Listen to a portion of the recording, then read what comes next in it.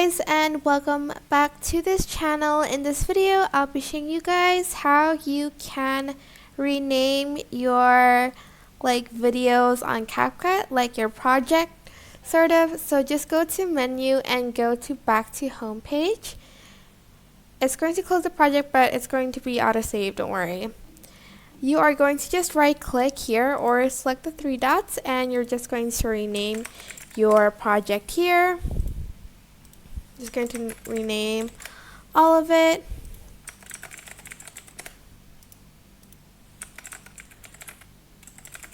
There.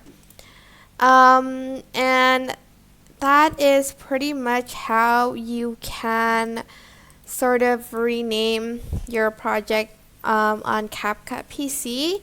I hope this tutorial was helpful for you guys. Don't forget to like, comment, share, and also subscribe to this channel if you haven't done that.